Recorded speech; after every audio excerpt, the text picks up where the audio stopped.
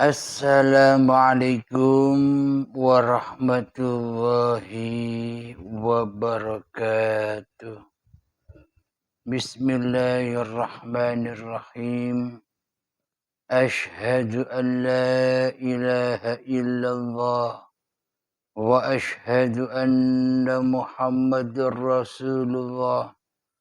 Allahumma salli ala sayyidina Muhammad وعلى آل سيدنا محمد رب اشرح لي صدري ويسر لي أمري واحلل عقدة من لساني يفقهوا قولي آمين. Bismillahirrahmanirrahim. Salam hormatku, salam ta'zimku buat para jamaah uripi Allah dimanapun Anda berada. Semoga saya dan kita semua senantiasa di dalam lindungan Allah Subhanahu wa ta'ala. Amin ya rabbal alamin. Sebelum kita mulai kajian di sore hari yang indah ini, marilah kita gemahkan kalimat thayyibah di dalam diri kita. Subhanallah walhamdulillah wa la ilaha illallah wallahu akbar. Wala haula wala quwwata illa billahil aliyyil azim. Alhamdulillahi rabbil alamin. Pada kali ini ada sedikit pertanyaan dari saudara kita. Mari kita dengarkan bersama. Assalamualaikum warahmatullahi wabarakatuh. Kang Mas, mohon penjelasannya tentang makna arti Idul Kurban yang sesungguhnya. Terima kasih. Waalaikumsalam warahmatullahi wabarakatuh. Pertanyaannya, bagaimana sih mengaplikasikan Idul Adha atau Hari Raya Kurban secara hakikatnya? Jadi secara syariatnya Idul Kurban adalah mengeluarkan apa-apa yang paling kita cintai, yakni harta, untuk membeli sapi, untuk membeli kambing, domba, dan sebagainya, untuk mensucikan hatinya. Jadi gunanya berkorban itu adalah untuk mensucikan dirinya.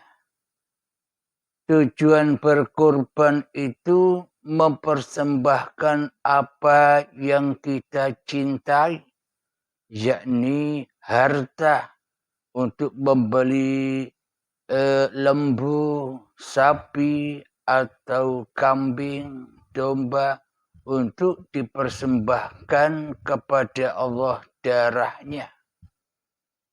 Agar apa? Agar suci.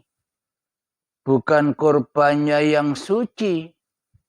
Yang dituju untuk berkorban mengeluarkan atau mengorbankan harta benda itu tujuannya supaya hati kita suci.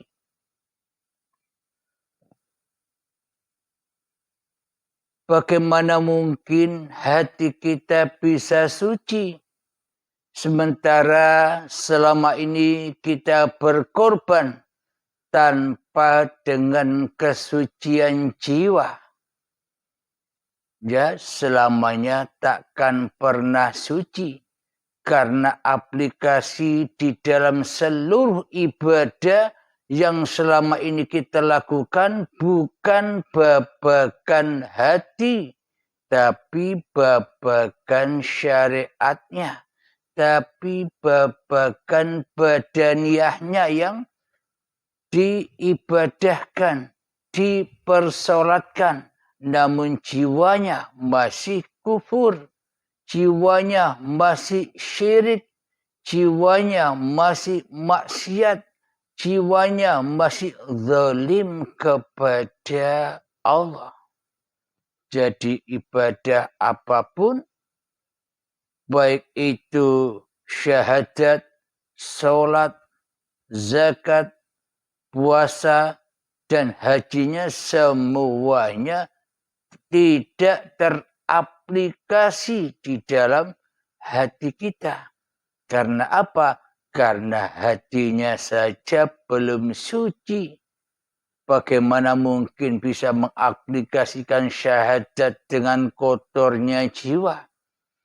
Bagaimana mungkin bisa mengaplikasikan sholat dengan kotornya hati? Bagaimana mungkin bisa mengaplikasikan zakat dengan kotornya hati? Bagaimana mungkin bisa mengaplikasikan puasa dengan kotornya jiwa? Dan bagaimana mungkin bisa mengaplikasikan hajinya, kurbannya, sementara jiwa masih terbelenggu dengan kemanusiaannya. Jadi memang secara syariatnya semua ibadah-ibadah itu, syahadat, sholat, zakat, puasa, dan haji, terpisah-pisah di dalam gerakan-gerakan syariatnya. Beda-beda di dalam gerak syariatnya. Akan tetapi mari kita baca di dalam surat Al-Hajj ayat yang ke-34.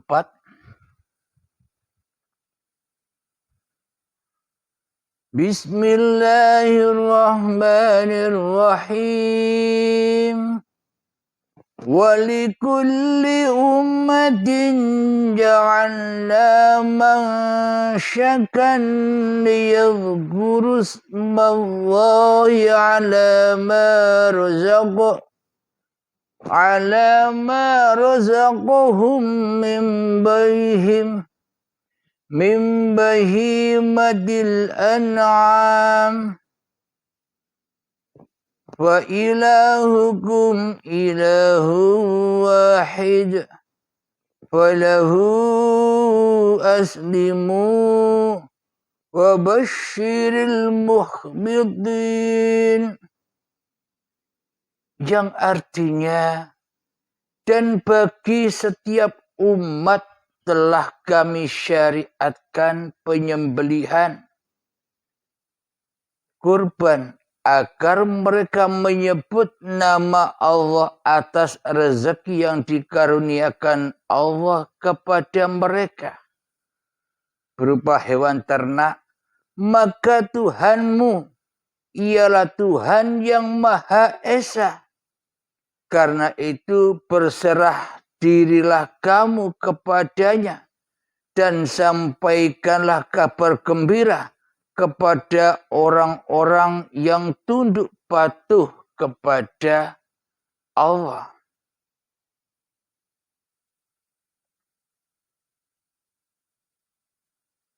Sadaqallahul azim. Jadi setiap umat sudah disyariatkan untuk menyembelih kurban Di sini kalimatnya, dan bagi setiap umat telah kami syariatkan. Kalau diterobos secara hakikatnya, setiap umat itu adalah setiap diri manusia. Jadi apa yang disembelih? Yang disembelih adalah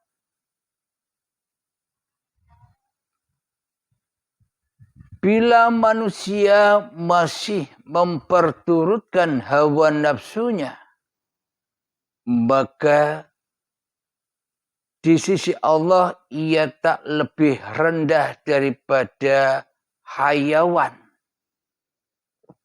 Jadi yang disembelih maknanya sifat kehayawanan di dalam tiap diri-diri manusia. Ketika manusianya masih lebih unggul daripada Allah. Ketika manusianya masih lebih wujud daripada Allah. Ketika manusianya masih lebih hidup daripada Allah. Ketika manusianya masih merasa berkuasa daripada Allah. Ketika manusianya masih merasa berdaya upaya daripada Allah di hatinya. Inilah derajat yang lebih rendah daripada hayawan. Ketika manusianya masih merasa menjadi Tuhan daripada merasa menjadi hamba atau makhluk. Manusianya masih berposisi sebagai sang khalik di hatinya daripada menjadi makhluk. Inilah yang harus disembelih. Inilah yang harus dikorbankan. Apa yang paling kita cintai di dalam hati kita? Yang paling kita cintai adalah harta. Harta wajib dikorbankan. Harta wajib dilepaskan. Harta wajib ditinggalkan untuk berjalan ke dalam fisabilillah. Jadi hartanya dikorbankan demi untuk memutus mata rantai syariat-syariat manusianya. Agar manusianya tidak jadi Tuhan lagi di hatinya. Agar manusianya tidak menjadi penguasa lagi di hatinya.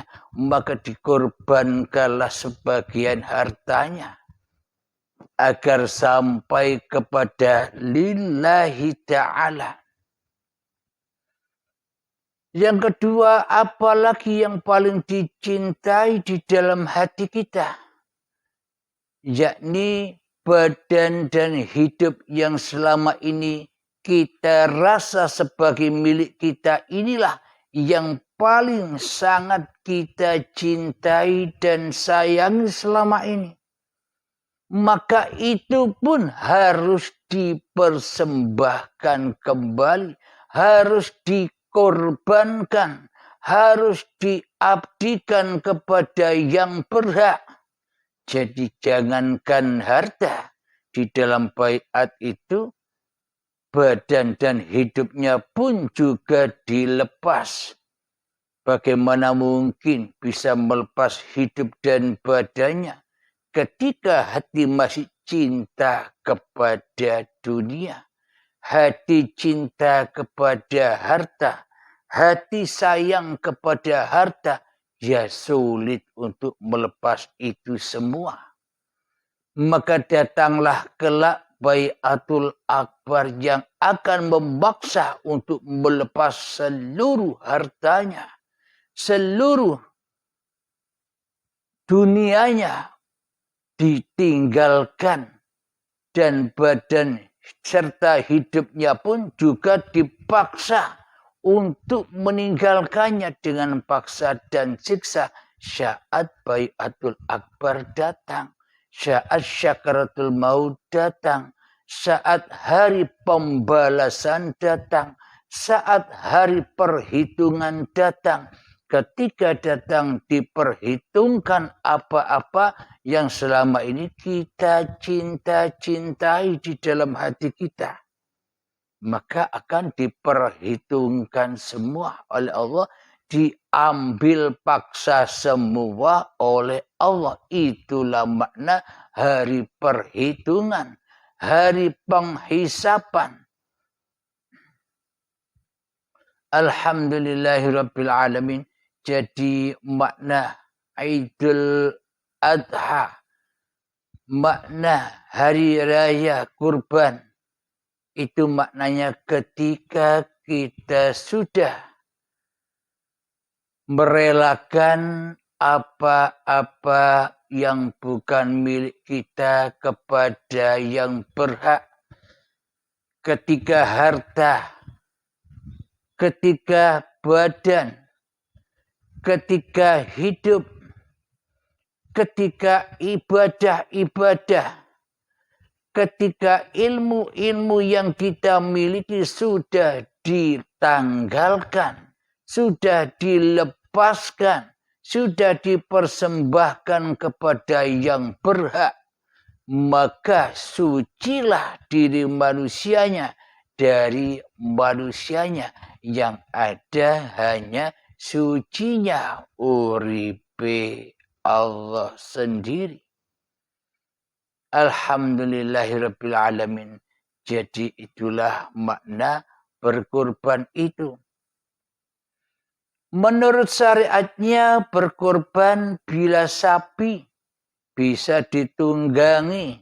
Bila kita menyembelih kurban sapi bisa ditunggangi 7 orang. Kalau kambing ditunggangi 1 orang.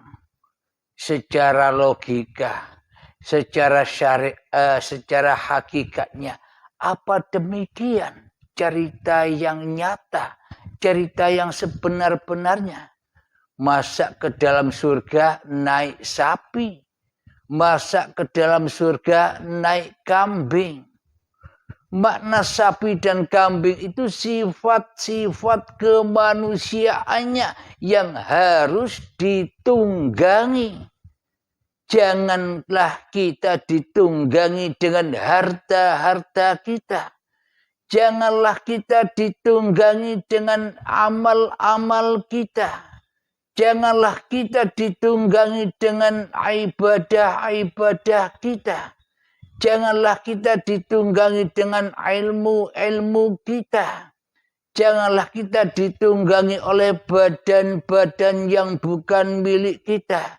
Dan jangan pula kita ditunggangi oleh urip yang bukan uripe manungsa.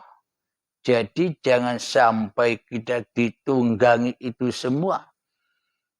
Maka untuk melepas tunggangan-tunggangan itu, maka korbankanlah hartamu, korbankanlah badan yang bukan milikmu ini, korbankanlah hidup yang memang bukan hidupmu ini, kembalikan, pasrahkan kepada Tuhan yang berhak atas ini semua.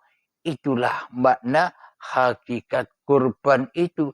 Jadi tidak naik sapi, tidak naik kambing, langsung melesat seperti kilat, sampai sudah kepada keesaan Allah Subhanahu wa ta'ala, ketika manusianya rela, ridho, melepas apa-apa dan melepas siapa-siapa yang ada pada dirinya.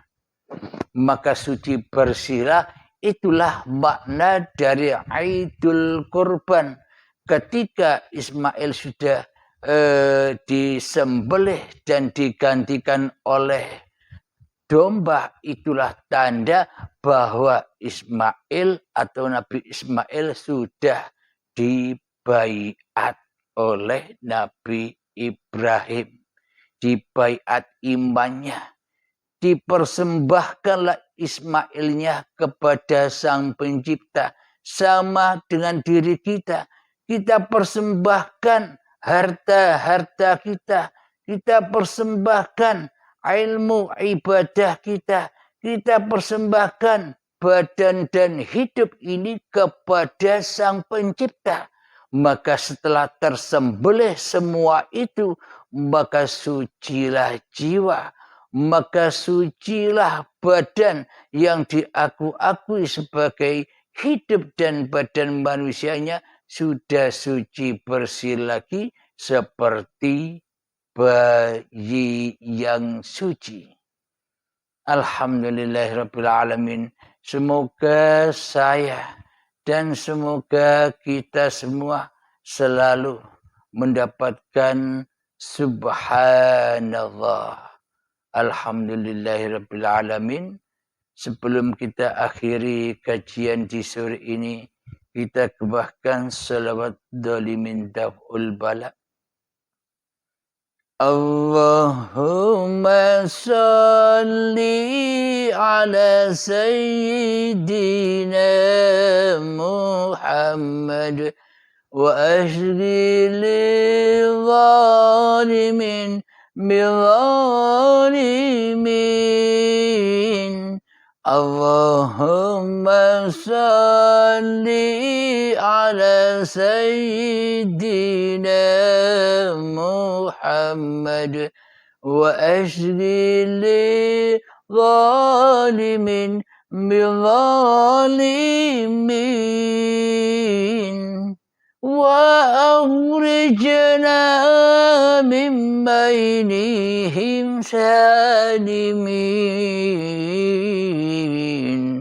wa ala alihi wa sahbihi ajma'in. Alhamdulillahirabbil alamin. Rabbana atina fid dunya hasanah wa fil akhirati hasanah wa qina adzabannar. Wa sallallahu ala sayyidina Muhammad wa ala alihi wa sahbihi wa sallam. Walhamdulillahi rabbil alamin. Akhirul kalam. Assalamualaikum warahmatullahi wabarakatuh.